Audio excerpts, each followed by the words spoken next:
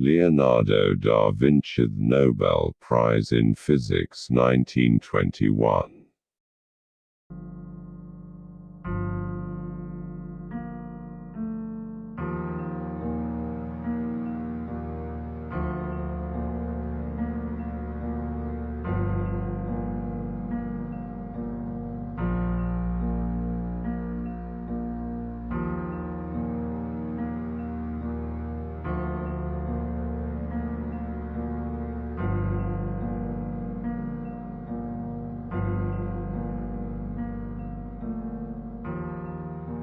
Leonardo da Vinci, Facts and Biography.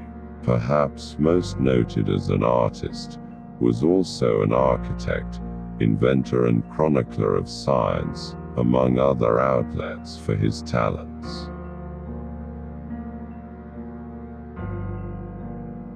Born on April 15, 1452, in Vinci, Italy, Leonardo da Vinci was the son of a prominent attorney notary and a young peasant girl. Born out of wedlock, he was raised by his father, Ser Piero, and several stepmothers. His early years were spent living on his father's family estate in Vinci. During this period of his life, he was also influenced by his uncle, who had a love of nature and had a hand in rearing him during his formative years.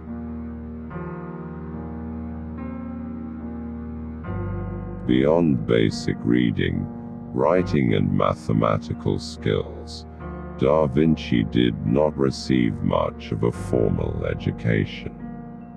Recognizing his potential as an artist, his father sent him at the age of 14 or 15 to apprentice with sculptor and painter Andrea del Verrocchio of Florence. He spent 6 years honing his technical skills, including metalworking, leather arts, carpentry, drawing and sculpting, and became member of the Guild of St. Luke by the age of 20. His whereabouts went undocumented for a few years after being accused and acquitted of sodomy in Florence when he was 22.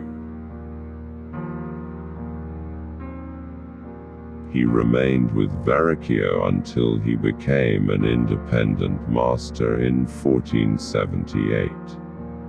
Around that time, he took on his first commissioned work, The Adoration of the Magi, for Florence's San Donato, a Scopito monastery. However, he never finished this work as he was soon lured to Milan to serve as an engineer, painter, architect and sculptor for the ruling Sforza dynasty. He worked on a bronze equestrian statue to honor dynasty founder Francesco Sforza off and on for 12 years, but war. Nobel Prize in Physics 1921. Toggle navigation. Leonardo da Vinci. Famous Leonardo da Vinci's quotes.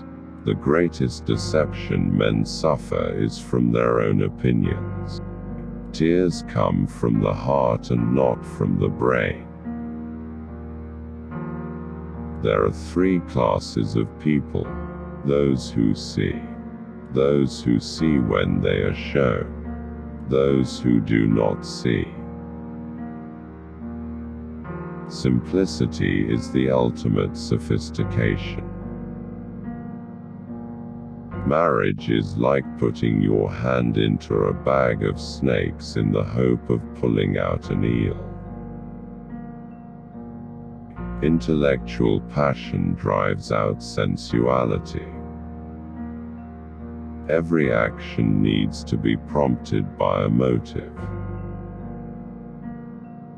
He who loves practice without theory is like the sailor who boards ship without a rudder and compass and never knows where he may cast. The noblest pleasure is the joy of understanding. Life is pretty simple. You do some stuff. Most fails. Some works. You do more of what works. If it works big, others quickly copy it. Then you do something else. The trick is the doing something else. People react to fear, not love. They don't teach that in Sunday school, but it's true. Time stays long enough for anyone who will use it. Nothing strengthens authority so much as silence. Necessity is the mistress and guide of nature. Wisdom is the daughter of experience. Truth was the only daughter of time. He who possesses most must be most afraid of loss. Wherever good fortune enters, envy lays siege to the place and attacks it, and when it departs, sorrow and repentance remain behind. It is easier to contend with evil at the first than at the last. I have been impressed with the urgency of doing. Knowing is not enough. We must apply. Being willing is not enough. We must do. Anyone who conducts an argument by appealing to authority is not using his intelligence. He is just using his memory. Art is never finished, only abandoned. Where the spirit does not work with the hand, there is no art.